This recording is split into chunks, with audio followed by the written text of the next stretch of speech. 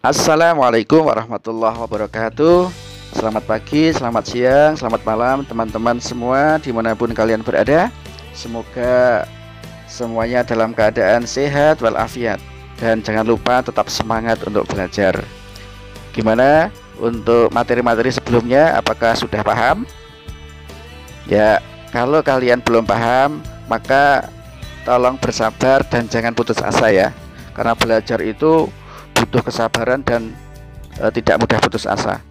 Kalau mencoba sekali belum paham, coba 2 kali. 2 kali belum bisa, coba 3 kali. 3 kali belum bisa, 4 kali. 99 kali belum bisa, 100 kali ya. Jangan berhenti pada percobaan atau usaha yang ke-99 kali. Kalau kalian berhenti di situ, maka kalian tidak akan bisa. Barangkali kalian akan bisa setelah berusaha sebanyak 100 kali. Maka dalam belajar janganlah pernah untuk putus asa. Oke teman-teman, pada kesempatan kali ini saya akan menyampaikan video materi tentang kesetimbangan benda tegar. Nah, di video sebelumnya saya sudah menyampaikan tentang konsep kesetimbangan partikel. Apa bedanya? Nah, kita simak videonya. Tapi sebelumnya jangan lupa untuk subscribe, aktifkan tanda lonceng ya, agar kalian selalu mendapatkan notifikasi video-video berikutnya. Langsung saja kita mulai. Kesetimbangan benda tegar. Apa itu benda tegar? Benda tegar itu adalah benda yang tidak mengalami perubahan bentuk ketika gaya bekerja pada benda itu. Kapan benda tegar itu dikatakan setimbang? Benda tegar itu dikatakan dalam keadaan setimbang jika memenuhi 2 syarat. Syarat pertama adalah benda itu tidak bergerak translasi atau tidak bergerak menggeser. Nah, kapan benda tidak bergerak translasi? Yaitu ketika sigma F sama dengan 0.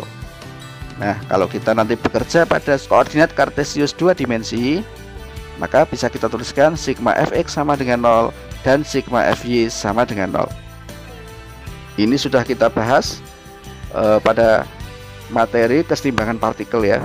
Konsepnya sama. Kemudian syarat yang kedua adalah benda tidak bergerak rotasi.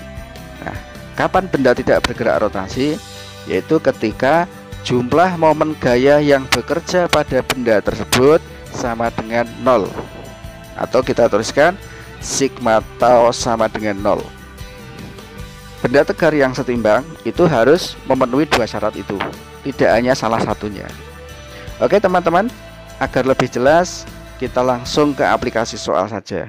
Batang homogen BD, ini maksudnya BD ya, panjangnya L, masanya 5 kg, berada dalam keadaan setimbang seperti tampak pada gambar. Batang ditahan dengan tali AC pada kedudukan BC sama dengan 3/4 L dan sudut ACB 37 derajat. Pada ujung batang terdapat beban 20 kg. Tentukan gaya tegangan talinya. Oke ya. Langkah pertama adalah gambarkan gaya-gaya yang bekerja pada sistem. Oke ya, kita mulai dari batang BD. Karena batang BD homogen, maka punya gaya berat yang kita gambarkan di tengah-tengahnya. Nah, di tengah-tengah sini ada WBD. Karena masanya 5 kg, maka boleh langsung kita tulis beratnya adalah 50 Newton. Kemudian pada ujung D itu terdapat beban. Nah, maka di sini ada WD. Masanya 20 kg, maka beratnya 200 Newton. Sedangkan untuk tali AC, nah maka nanti akan muncul gaya tegangan tali. Arahnya kemana? Kalau dilihat dari titik C, maka TAC itu arahnya miring ke atas. Ini TAC. Sedangkan kalau dilihat dari titik A, itu arahnya miring ke bawah. Ini TAC. Gitu. Sedangkan di titik B, nah nanti juga akan muncul gaya sini. Ini adalah FB. Ya, seperti itu ya. Oke. Kemudian langkah kedua adalah terapkan syarat kesetimbangan. Sigma F sama dengan 0 dan sigma tau sama dengan 0. Coba kita terapkan syarat yang kedua dulu. Sigma tau sama dengan 0. Jadi kita tulis sigma tau sama dengan 0. Misalnya kita ambil titik B sebagai poros, nah, maka kita tulis sigma tau B sama dengan 0.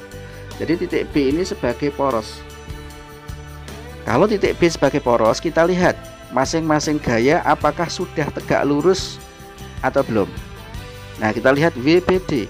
WBD itu sudah tegak lurus terhadap batang BD. Ya, ini ya tegak lurus ya. WBD punya lengan gaya dari sini ke titik B. Yang panjangnya berapa tadi? Karena WBD itu di tengah-tengah, maka lengan gaya dari WBD itu adalah setengah L. Nah, kemudian WD ini juga sudah tegak lurus dengan lengan gaya yaitu B ke D atau panjangnya adalah L. Sedangkan TAC ini membentuk sudut 37 derajat terhadap BD ya. Maka ini perlu kita uraikan sehingga menghasilkan komponen gaya yang tegak lurus. Ini kita uraikan ke sini menjadi TAC. TAC apa ini? Ya, sin 37 derajat.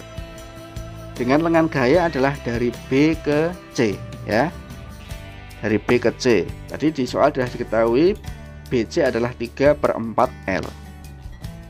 Kemudian berikutnya, tentukan arah kecenderungan gaya itu memutar benda.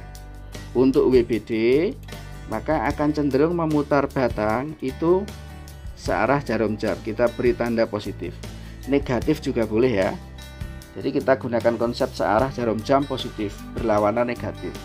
Aturannya mau dibalik boleh-boleh saja. Kemudian untuk WD akan cenderung memutar batang searah jarum jam. Ini juga positif.